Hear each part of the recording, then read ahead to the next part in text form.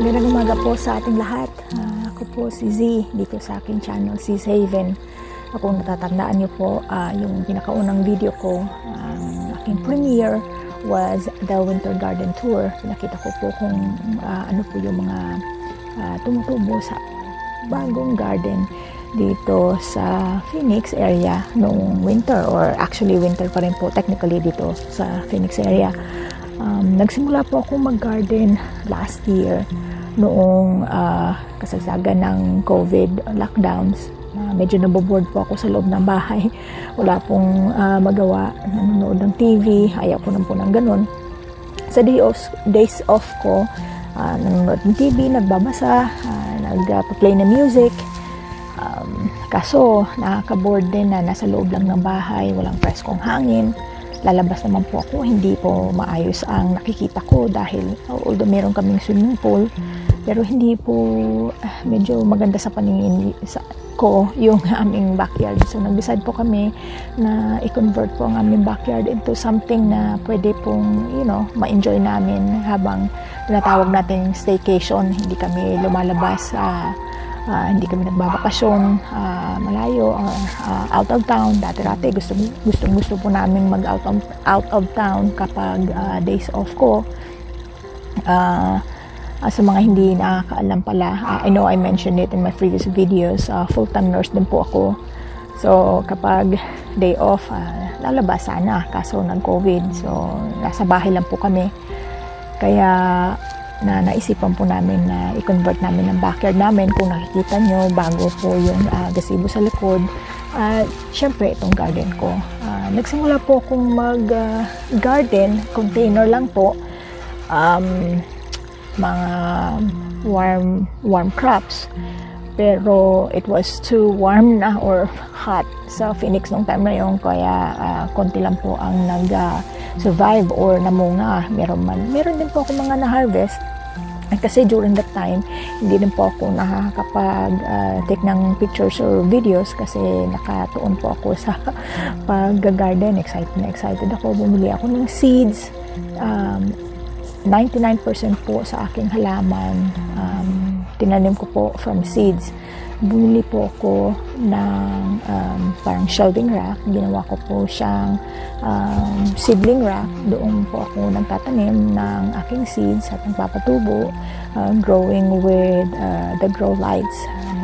Nakaswerte po ako, nakahanap po ako ng napakagandang grow light na sobrang ganda, sobrang taas po yung mga halaman ko na hindi ko po makontrol masyado. Kaya ngayon naisipan ko nung medyo lumamig na, I started to build more garden beds dito. Ito po yung sa likod ko, 3. Na-build po ito October, iba November na. Tapos nakapag-tanim po ako ng mga cold crops na hindi ko po akalain na bilang isang first-time gardener, baguhan po, wala po kung idea kung paano. Siyempre, nanood ako ng maraming YouTube videos. Nagkaroon po ako ng aking sariling pamamaraan. Marami po silang advices. So, naisip ko masyadong complicated.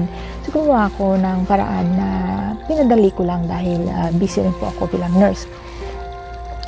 Hindi ko po akalain na mag-thrive po siya ng ganito na napakaraming salads and vegetables, yung tawag natin gulay. Napakadami po. Ngayon, nagsisimula na po ako mag-transplant. Kung nakikita nyo sa likod, meron na po akong tomato steaks. Naglagay na po ako ng ilang different varieties of tomatoes, also peppers. Yung sa kabilang side po, marami po ako mga brassicas, Japanese mustard po.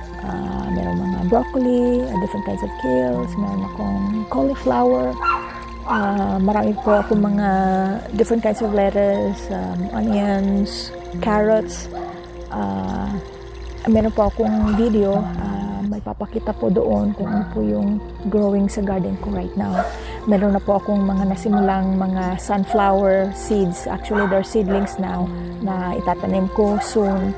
Lahat po yan, sana hindi ako tamarin na mag-take ng video kasi po mag-isa lang po ako. Ako po mahirap po ang mag-garden ng wala pong cameraman. Marami po ditong sikat na mga gardeners sa YouTube na may sarili silang cameraman or camera guy tinatawag. Pero nakatulong po sila sa akin. Doon po ako na-inspire po ako sa kanila. So nakikita ko kung kaya nila, kaya ko rin po. Kung nakikita nyo kung gaano ka flourishing and thriving itong mga halaman ko bilang first time gardener na nagsimula po sa seeds, kaya nyo rin po. Kung tutuusin po, kung nasa Pilipinas po kayo, napakaganda ng climate dyan compared sa climate dito sa Phoenix. Kasi po, kung mainit, talagang mainit. Kung malamig, okay lang po. Hindi naman po nag-i-snow dito sa area po. Meron pong area dito na in 1 hour po away from my house, may snow na po.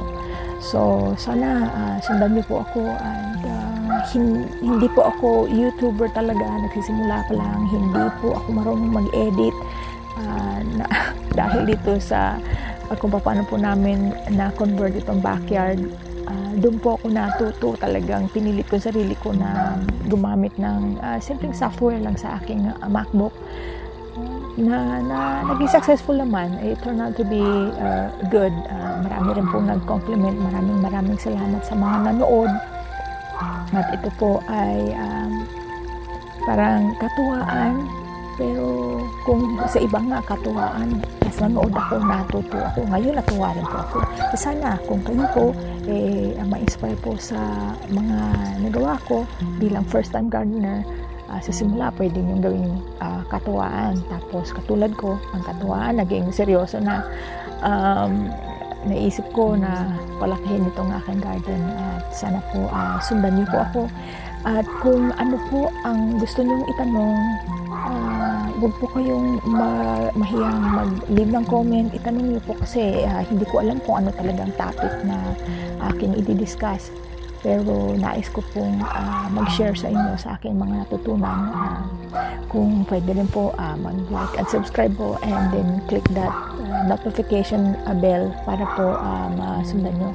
Pasensya na po kung meron po akong ibang mga videos na kaya po ang title ng channel ko is This Haven kasi ito po parang paraiso ko. Kung ano po nakakapagpasaya sa akin, nakaka-relax sa akin. Alam niyo po kung gaano ka-stressful ang trabaho bilang nurse, especially sa panahon ngayon. Ito po talaga aking therapy at napasaya po ako, napasaya kong pamilya ko at mga kaibigan ko. Napasaya ko sila dahil nakatikim sila ng mga presko at talagang sure na organic vegetables. Sundan niyo po ako, okay? Sa susunod po ulit, maraming salamat po. God bless sa inyong lahat.